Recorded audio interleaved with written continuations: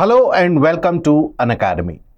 Welcome to this special episode of Geography Through Maps, where we take a look at various different areas which have been in news, which have been a part of your current affairs for the month of November 2024.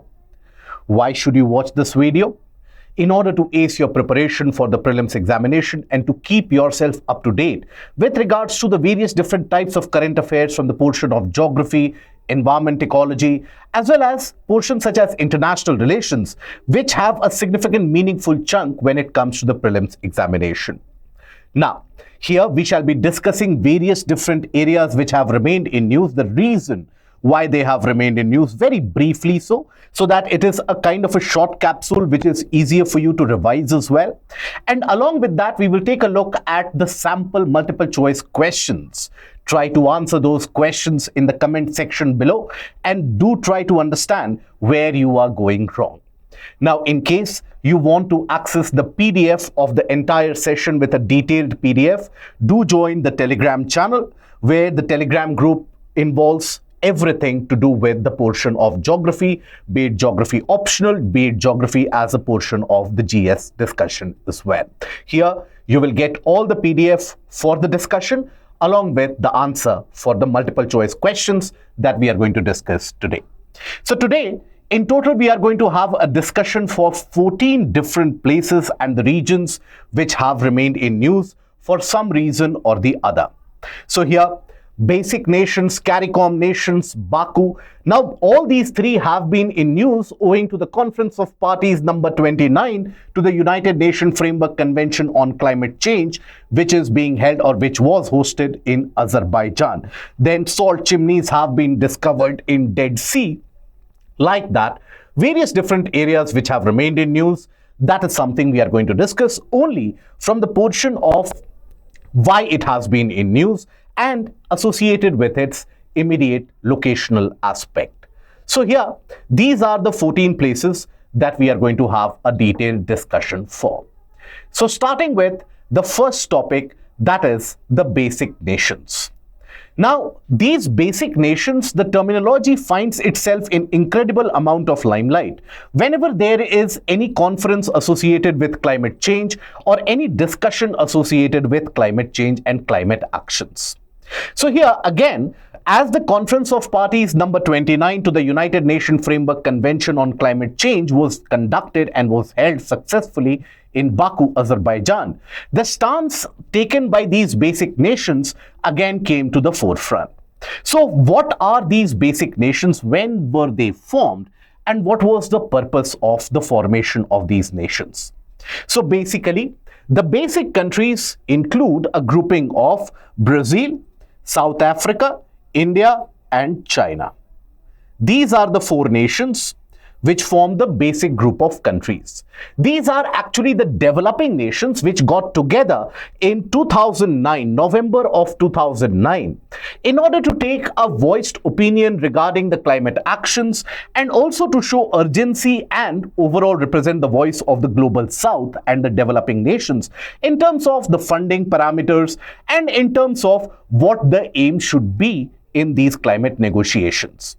So basically, they had committed, all these four nations had committed to acting together at the upcoming UNFCCC meeting at that point of time, which was supposed to be held in Copenhagen.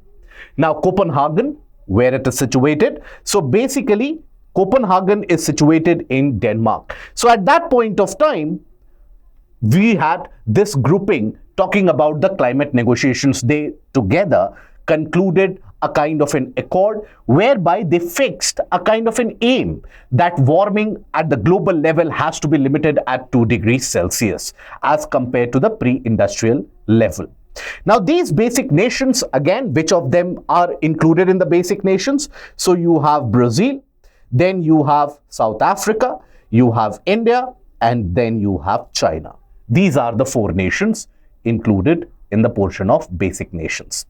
Now, they have a broadly common position in reducing the greenhouse gas emissions, and they also adhere to the principle of CBDR, common but differentiated responsibility, which talks about greater accountability of the developed nation when it comes to funding and financing the developing part of the world, providing them technical assistance in order to mitigate the impact of climate change and also to help these developing nations in order to adapt to the conditions of climate change, develop disaster-resilient infrastructure accordingly.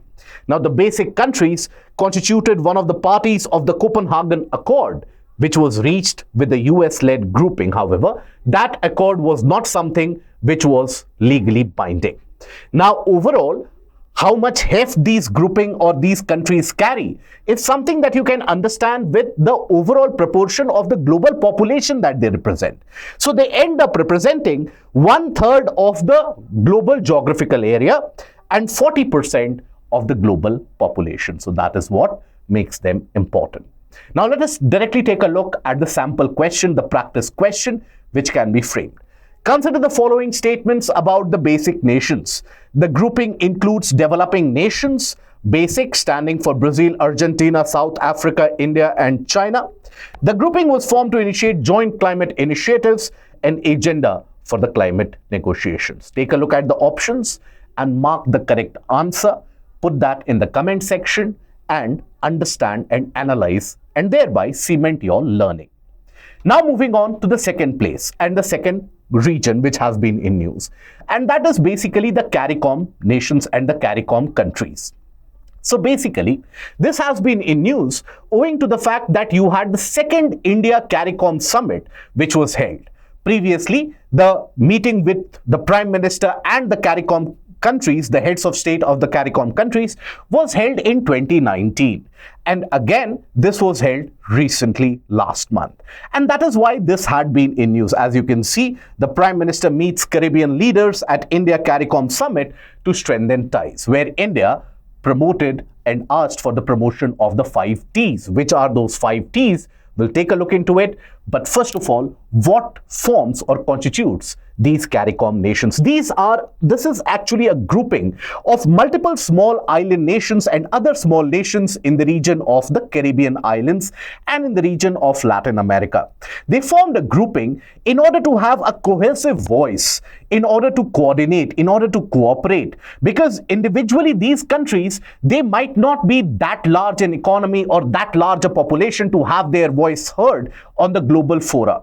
But when they are taken together, that is when their voice counts significantly, because these are the countries which face significant amount of threat from climate change, rising sea levels, and also the submergence of the small islands. So here, the Caribbean community, what is the actual acronym of CARICOM? So Caribbean Community is a regional organization which was established way back in 1973 to promote economic integration and cooperation in the Caribbean region.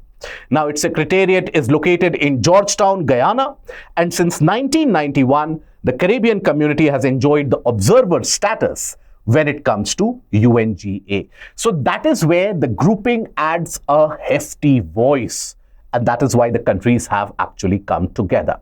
Overall, it has got 15 member nations and 6 nations which have got an observer status. So overall, the grouping is constituted of 21 countries. So there are 15 actual member status and the member states. So Antigua, Bermuda, all of these are your member states, right? So Bahamas, Barbados, Belize, Dominica, Grenada, all of these are very, very small territorial regions in the entire area of Latin America. And these are your 15 member states. All of them, they suffer from the same danger of climate change and economic negligence and economic isolation also. That is why they end up cooperating on 4 basic pillars. What are they? We'll take a look into it. But then you also have to understand that these have got 6 associate member states and the member nations. So Anguilla, Bermuda, with the British Virgin Islands, Cayman Islands, Curacao, and Turks and Caicos. So these are basically the member states associated with the CARICOM. So here, what do you have to take a look into? What is these CARICOM countries and what are the areas in which they cooperate? Do they cooperate only for the conditions of climate action? The answer is a vehement no. Because if you take a look at the areas of cooperation, you have economic integration, foreign policy coordination, human and social development, and even the aspect of security. So these are the areas of interaction and the areas of regional integration which brings these countries together, and they end up voicing their opinion in unison. Now, when we talk about India and the CARICOM nations, that is where again questions can be asked in the prelims examination, as has been asked previously with regards to India and the African Union. So like that, you have to be aware about what is the level of interaction between the Caribbean nations and the country of India. So in the first summit between the CARICOM heads of government and the Prime Minister in India, they last met in 2019 at the margins of the UNGA, where they discussed cooperation modalities on renewable energy and climate change through a $150 million credit line which was provided by India. So India is seen as a partner. India, being a voice of Global South, is trusted partner by these CARICOM nations. And even this time, when the Prime Minister had his visit in Georgetown, he was basically applauded by many of the leaders of the CARICOM nations in order to thank the Indian people and the Indian government for the kind of help that India lent out to these nations during the time of COVID pandemic. Our vaccine diplomacy, which was nameless and faceless for a very long period of time, these countries have benefited significantly from India's vaccine diplomacy. Now, the summit which has happened recently, India asked for cooperation and promotion of the 5 T's. Which are the 5 T's? Trade, technology, tourism, talent, and tradition. Development of an online portal for monitoring and management. So that is where India seeks to work upon and exploit its own prowess in the technological sector and benefit these nations of the Global South also significantly. So that is about the CARICOM countries. Let's take a quick look at the practice question, the question 2. So consider the following statements about the CARICOM nations. The member countries' cooperation is limited to the sphere of climate change actions. The grouping formed after the Rio Earth Summit becomes a driving force for the climate change in Caribbean nations. Again, take a look at the options and mark the correct answer, writing question 2. What is your answer? Let's put that in the comment section and let us see who gets most of them correct. Now, the third area or the region which has been in news is Baku, Azerbaijan, because Baku has held the climate summit. Now, present in the Caucasian region, Azerbaijan had been in news for the past couple of years for all the wrong reasons, because of the ongoing war between Azerbaijan and Armenia over the disputed area of Nagorno-Karabakh, which was also asked by UPSC in the prelims examination last year. So that is where Azerbaijan had already been in news. Now, Azerbaijan is bordering the region of the Caspian Sea, which is very significantly oil rich. Now, in these Conference of Parties negotiation number 29, so you had the oil dominant economy of Azerbaijan, which was caught on a wrong foot because it was hosting it, and any action for climate change talks about cutting down on the fossil fuel use and supply. Azerbaijani economy, which is almost majority of it is supported by the oil economy extracted from the Caribbean, thereby was in a very paradoxical situation. So that is why the oil reserves in the Caspian, along with the location of Baku, that is something which came in news. Baku is one of those capital cities which is at the banks of the Caspian Sea. So here the location of it is important. So here if you take a look at the location of it, so you will find that basically this is the region of Azerbaijan. Baku is at the banks of the Caspian Sea. Now here you would see the region of Nagorno-Karabakh. This was the disputed territory between Armenia and Azerbaijan. Finally, Azerbaijan has got the sovereign control over this. Now, this area in the entire region of Caspian and the bordering area of Caspian, this is the region which is sufficiently rich in terms of the oil reserves. So here you should also be knowing which are the regions which surround the Black Sea and which are the regions which surround the Caspian Sea. Black Sea is something that we have had discussion about multiple times in the past. So here, when we take a look at the Caspian and the border of the Caspian, you will observe that there are certain countries which border the region of Caspian. Which are those? So you have Azerbaijan, which is bordering. So here you observe the number of oil fields and the gas fields which are present there, right? Then you have Russia. So Russia has got the very famous and the rich Astrakhan field, which is situated at the banks of the Caspian, right? Then you have the region of Kazakhstan. So Azerbaijan, Russia, Kazakhstan, Turkmenistan, and then Iran. These are the major boundaries of the region of Caspian. So in the region of Caspian, you have one of the largest rivers of Europe which drain into the river Caspian. Which is that river? It is basically river Volga, which drains into the region of Caspian from the north, thereby altering the salinity levels, the salt content of the Caspian Sea as well.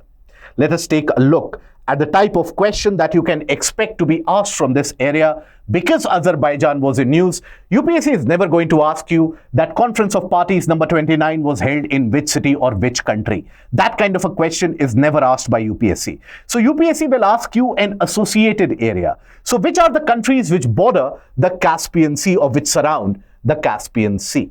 Azerbaijan, Turkmenistan, Iran, Kazakhstan, Uzbekistan, and Russia. How many of the above are correct? Take a look at this and mark the correct answer. Then, moving on into the next topic, and that is salt chimneys have been discovered in the region of Dead Sea.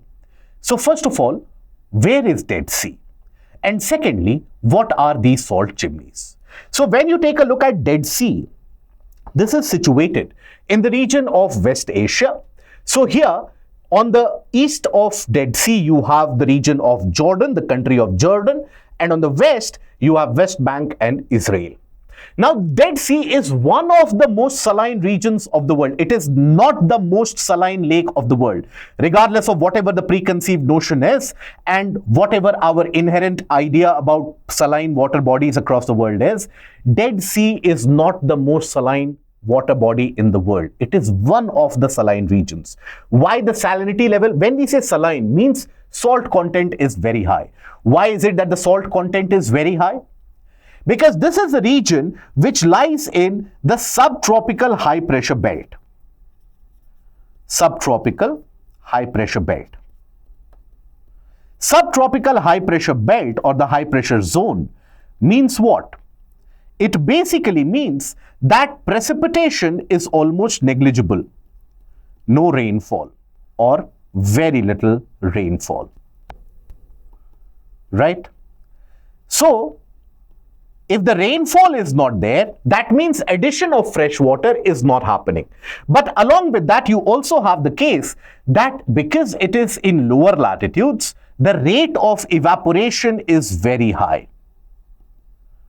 Rate of evaporation is very high, due to which you basically end up observing the high salt levels because fresh water evaporates, leaving behind the saline or the salt content. Now, in this Dead Sea, through the underwater vents, you have salt and saline water which starts coming up. Now, here you have to understand these are the saline portions which start coming up. That is why, because they are in an upward kind of a movement, that is why they are also what are regarded as salt chimneys. Now you see, when we talk about salt water or saline water, this is coming from underground vents, underwater vents. Basically, the gaps which are present at the base of Dead Sea, the floor of Dead Sea, from there this salt water is coming. Now you have to understand that salt water, when we compare it with fresh water, which will be heavier? Always salt water is going to be heavier. That means in a kind of a water body where you have the presence of both saline water as well as fresh water stays at top and saline water stays at the bottom. because salt water is more denser and salt water ends up becoming heavier. However, in the case of Dead Sea, you will find that the surrounding water is much more salty. The salinity of Dead Sea is much more than the saline water coming from the underground vents. So that means this saline water which is coming from underground vents is actually lighter. It is heavier in comparison to fresh water, but it is lighter when compared in comparison to Dead Sea, to water in Dead Sea. Okay, so that is where you'll find that basically there is significant amount of buoyancy because this salt water is lighter, the surrounding water in the Dead Sea is much heavier. So that is why there is a buoyancy and this water tends to rise up. The salt content tries to rise up quite separately. It does not readily mix with the water of the surroundings. So researchers have discovered meter-high chimneys on the floor of the Dead Sea. That is where it is coming from.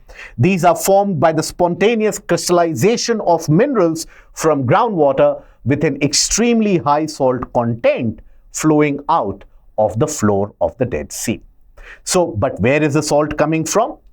So the groundwater from the surrounding aquifers, water aquifers, penetrates into the lake sediments.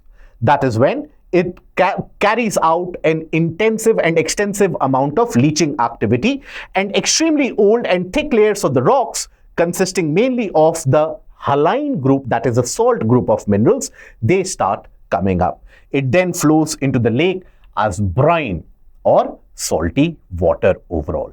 So that is the case or the condition of the salt chimney. So you have to know the location, which are the countries surrounding it, and the concept of salt chimney. So let us take a look at the perfect kind of question or the ideal kind of question that you find framed in geography. Consider the following statements about salt chimneys recently in news. They are created due to the accumulation of excessive salt present in the waters of Dead Sea. They appear as rising structures due to difference in the density of saline water and water of the Dead Sea. Dead Sea is bordered by Jordan to the west and Israel to its east. Which of the following statements is or are, or how many of the above statements is or are correct? Take a look at it, think about it, and mark the correct answer. Put that in the comment section. Now, Chagos Archipelago has been in news throughout the past month owing to the fact that Mauritius has asked for review of the Chagos Islands deal with the UK with regards to sovereignty. Now, while that has been covered significantly in detail in the portion of our Hindu newspaper analysis, so we won't go into the depths of that. Here we will deal with the locational aspect of the Chagos Island. So here is where you have the presence of the Chagos Island across the entire mid-oceanic ridge present in the Indian Ocean. It is across this oceanic ridge that you will also find the presence of Lakshadweep, Maldives. All the islands are situated across this Chagos ridge. Now here, it is a group of 58 islands located in the Indian Ocean, approximately 500 kilometers to the south of the region of Maldives. Strategically significant area with one of the islands, that is Diego Garcia, serving as a key military base for both UK and the US. So Diego Garcia is a full-fledged military base having a lot of critical and vital assets of the naval forces and the armed forces of the UK and the US, which helps them extend and project power in the region of the Indian Ocean.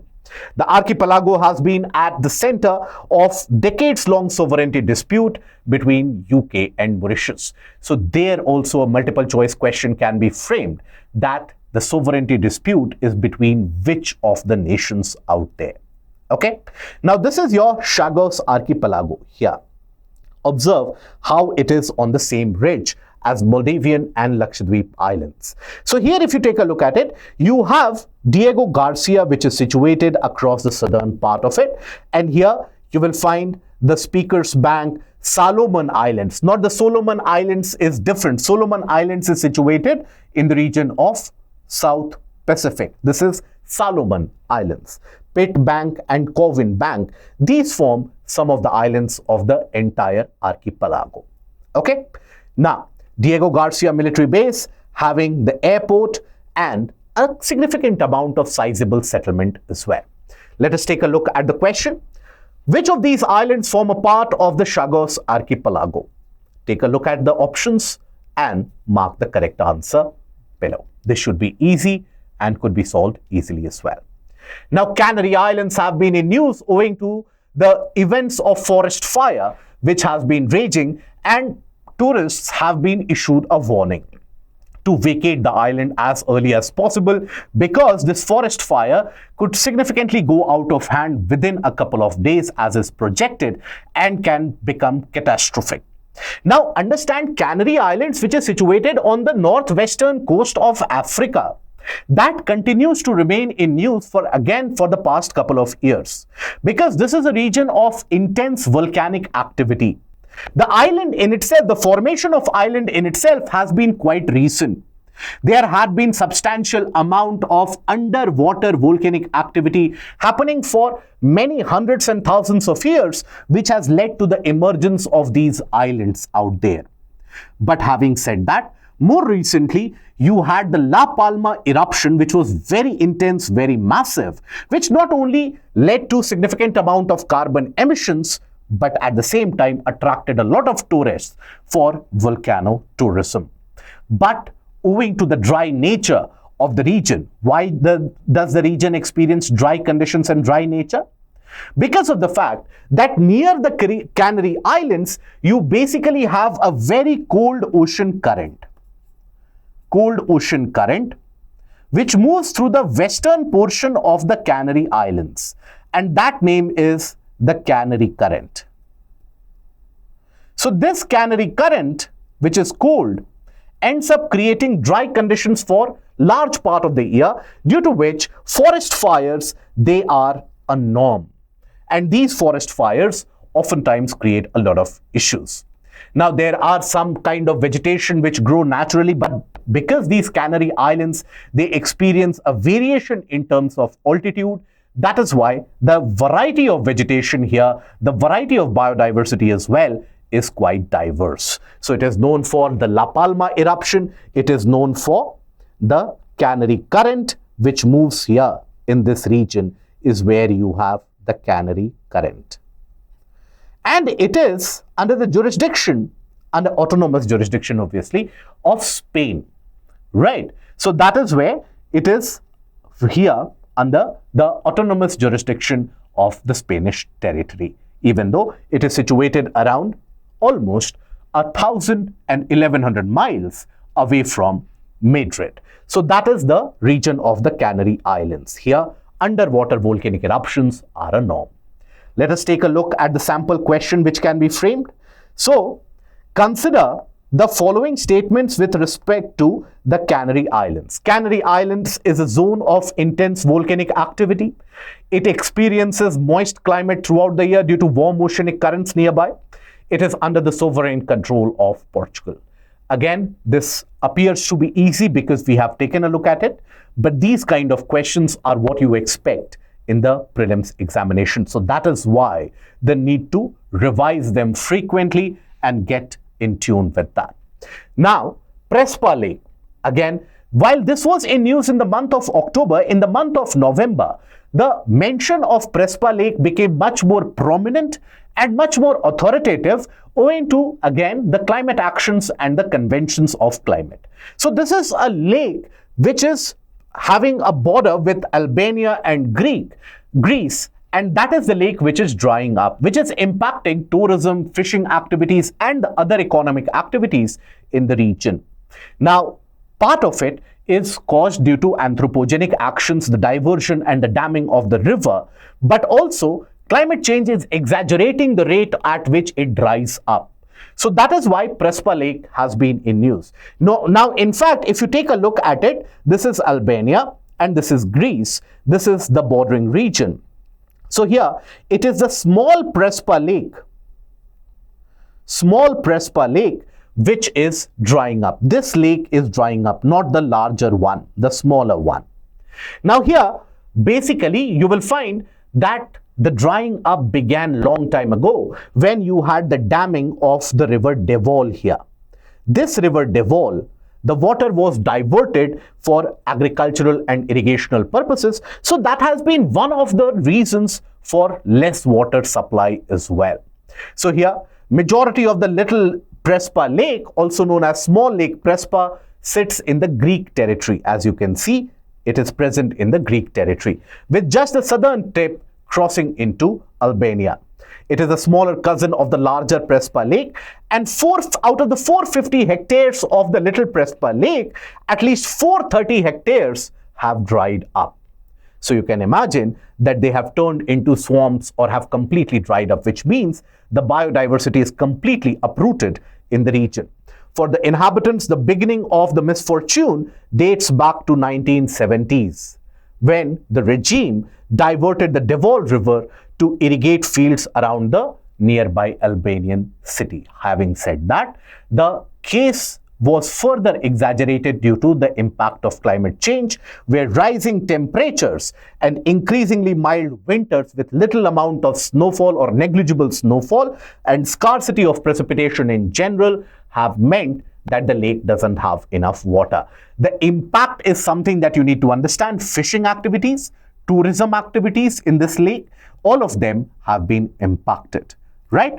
Now, after this, the region of Iceland, again in news, owing to the fact that again there have been significant amount of volcanic eruptions, particularly in the region around Blue Ribbon.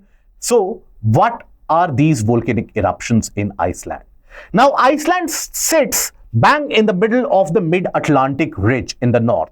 And this is an island which has been created due to volcanic eruptions again. Now, Iceland is particularly known for a kind of a volcanic eruption that you can see in the image as well, where large cracks, they do open up. And you have a kind of an eruption that is known as the fissure eruption. Fissure eruption. That fissure eruption is quite common in the region of Iceland.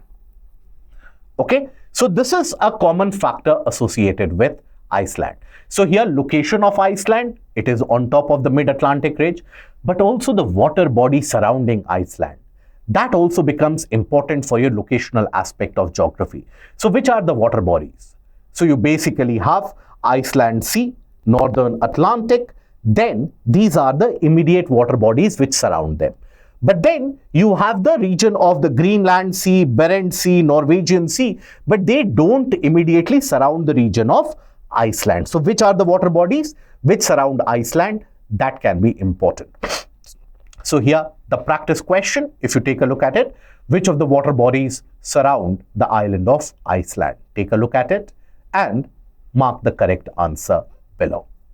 Then, you have another area in news in the region of South America, that is the Chancay Port.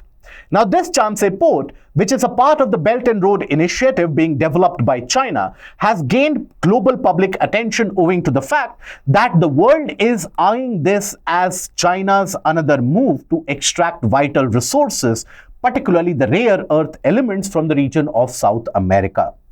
In the region of South America, this port is going to be the deepest port which is available, right? Where you can have 18,000 TEU vessels which can be deployed and the products can be moved out. So this is where you have the Chancay Port, right? So here, basically in the entirety of the region of South America, you don't have these deep water ports. And deep water ports are important because they will end up creating an avenue for larger ships and larger vessels, the Panamax class of vessels, to be parked and carry out the trading. Till now, what happens is that larger vessels, in order to carry out more trade with South America, the larger vessels, they are destined to the US. And in US, they are then shipped and all the materials are then transferred into smaller ships, and these smaller ships, they dock in the ports of South America.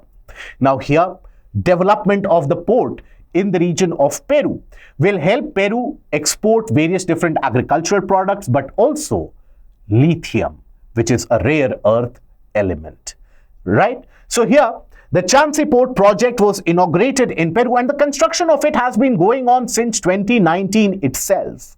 right? So, as a part of the new land-sea corridor linking China with Latin America, it is funded under the BRI Belt and Road Initiative with a total cost of a whopping $3.5 billion. The port can accommodate vessels up till 18,000 20-foot equivalent. 20-foot equivalent is the kind of container size. So these many large containers in a vessel, which means a larger vessel, can actually park here. The largest shipping vessels in the world, which right now, they don't have entry point or access to South America. It is expected to generate $4.5 billion annual revenue for Peru, equivalent to 1.8% of the country's GDP. You can imagine how massive it is going to be. The key exports, the port will handle the export of minerals such as copper. Significant amount of it is found in the region around the Andes and the region of Peruvian coastline. Blueberries, soybeans, the agricultural products, and lithium, which will be exported from the lithium triangle. Lithium triangle also keeps on getting in news. So you have Bolivia, Chile, and Argentina. So that forms your lithium triangle. The acronym ABC, Argentina, Bolivia, and Chile. So that lithium has got an exit route from the region of the Chancay Port. China began construction in 2019, and basically it is a Chinese shipping company which owns 60% of the port infrastructure.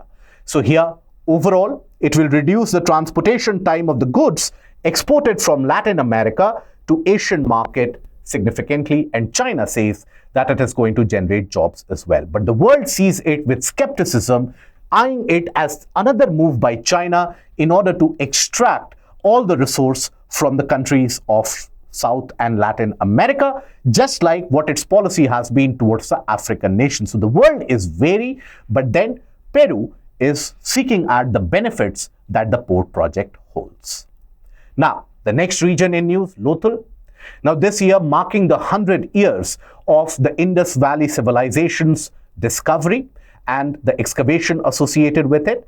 Now, Lothal has been in news because of the sad reasons, because of the fact that an excavation team met with a kind of an untimely demise of one of the researchers. That is why Lothal has been in news. Now, the portion of area or the Indus Valley civilization, because it has marked 100 years, that is why Indus Valley civilization is important. So here, the important sites of the Indus Valley civilization is something you should take a look at. So here, this map marks out the mature phase of the IVC. And here, if you take a look at it, Somnath, Lothal, Kuntasi, Surkotada, Dholavira, then Sutka Gendor, all of these, Janudaro, Mohenjo-daro, Kot Dilli, all of these are the important sites associated with Indus Valley civilization. So here the locational aspect of it is something that again you have to get an idea about. Lothal was very well known for the dry docks that it had. So that told you, or that gave the evidence of the presence of shipping activities and merchant shipping as well. So Lothal was actually one of the southernmost sites of the Indus Valley civilization, located in the Bhar region of Gujarat, right? It is situated between Sabarmati and Bhogavo River in the Saurashtra region. So the river, the terrain becomes important. It is believed to have been built in around 2200 BC. So according to the Archaeological Survey of India, world's earliest known dock has been found and connecting the city to the ancient course of Sabarmati River. This year marks 100 years since the discovery of the Indus Valley civilization. That makes it very, very important. Okay, so this year, expect questions being asked from Indus Valley civilization as well. Arrange the following Indus Valley sites from north to south. A kind of a question mixture of geography and history, the pattern that you see in civil services nowadays. Lothal, Sutka Gendor, Surkotada, and Janudaro. You have to mark them and arrange them to the north, to the south. Okay, so take a look at it and arrange them accordingly. River Godavari has been in news because a university study has indicated that oxygen levels of the mouth of River Godavari have been very, very low. Oxygen levels where River Godavari meets with the Bay of Bengal. at that particular area, going into slighter depths, it has been found that the oxygen levels are very low. So why is it that the oxygen levels of the mouth of river Godavari are low? Owing to the fact that when the discharge of water is high in river Godavari, it carries significant amount of organic waste or organic matter, including the waste, sometimes also the vegetation, dried leaves, as well as trees, etc., which it carries during the flooding season. Now, when this is carried to the sea, then you have a decomposition which is carried out, and it is an aerobic decomposition. Aerobic decomposition means that you utilize the oxygen in the water. So that is where the bacterium, they utilize the oxygen in the water to decompose this vegetation matter, and that is what depletes the oxygen level in the oceanic region or in the Bay of Bengal. Now that is responsible primarily for creation of mini dead zones or hypoxic water conditions in the region of the mouth of river Godavari. So here, important for you to understand river Godavari and its tributaries, where the important tributaries. So which are the important tributaries? Pravara, Purna, Manjra, which is an important right bank tributaries. Most of the others, they are the left bank tributaries. Amongst the right bank tributaries, that is the ones which join river Godavari from the right hand side, you have Manjra, which is the most important. Manjra is also well known for having two water storage structures, that is the Singur project and the Nizam Sagar project. Both of these, that is the Singur and the Nizam Sagar, they are responsible and they are very vitally important for providing the water supply in otherwise drought-hit regions of Telangana and Vidarbha region of Maharashtra. Then the Penganga, the Vardha, the Vainganga, the Pranhita. Pranhita is actually the combined flow of Vainganga, Penganga and Vardha. Indravati, across which you also have the Tiger Reserve, Maner and the Sabri. So these are your important tributaries of river Godavari. River Godavari in itself originates very close to the Arabian Sea in the laps of the Western Ghats from the region of Trimbakeshwar in Nashik district. It flows between the mountainous areas. So the basin extends. It is one of the longest peninsular rivers out there. And across all the major peninsular rivers, that is Mahanadi, Godavari, Krishna, Kaveri, Godavari is the longest. That is why it is also referred to as Dakshin Ganga. So in addition to smaller parts of Madhya Pradesh, Karnataka and Puducherry, that is the overall drainage basin of this. It is surrounded by Satmala Hills, the Ajanta Range and the Mahadev Hills in the north, by Eastern Ghats to the south and Western Ghats in the west. This is important. And then it rises from Trimbakeshwar in the Nashik district. It is navigable in the lower course of the river, where it can be used for inland trade and navigation, and also canal projects are being implemented. In the region between the Krishna and the Godavari, that is where you have very vital bird areas of importance, and also that is the region which is very rich in hydrocarbon, that is petroleum and natural gas. That is the famous KG basin where hydrocarbons are to be found. At the mouth of river Godavari near Rajamundri in Andhra Pradesh, you will also find the presence of the Korenga Wildlife Sanctuary, where you have a significant amount of mangrove, wetland, and that forms an important area for the migratory species of birds. So it is a very important area for biodiversity as well. So here, UPSC had asked a question earlier as well about the tributaries of Godavari. So rather than that, let us have a similar sample question. Which of these form a tributary of river Godavari? How many of the above is or are correct? Take a look at it and mark the correct answer. Then, Bihta in Bihar, that had been in news owing to the fact that a dry dock has been established in the region. So what is the concept of a dry dock? Dry dock basically is that area for storage of container and becomes a node for transportation and logistical movement of goods from the interior region across the globe and across the different parts of the country as well. So that is where Bihta has been in news. Bihta is situated in the outskirts of the capital city of Patna, and it becomes now very vital to support the agrarian exports from Bihar. For example, foxnuts, for example, food grains, cereals, they can be exported from Bihar to the other areas of the world as well, making it a competitive market.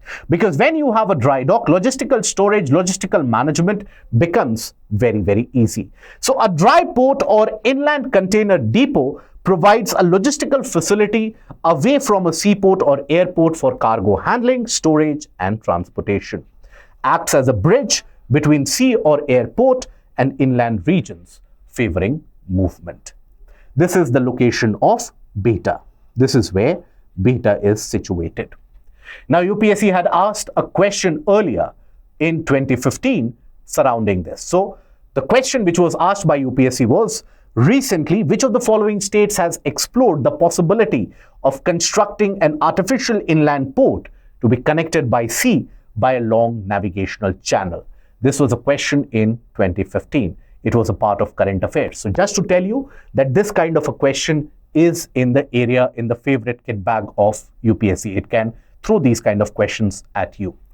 Now, the wildlife area or the national park and wildlife sanctuaries which have been in news. Now, Tungareshwar Wildlife Sanctuary have been in news owing to the fact that there were a lot of media reports surrounding the fact that wild animals are disappearing from this protected area. So there was a lot of news around this. But then the officials came out in the public and they said that all of this is unfounded.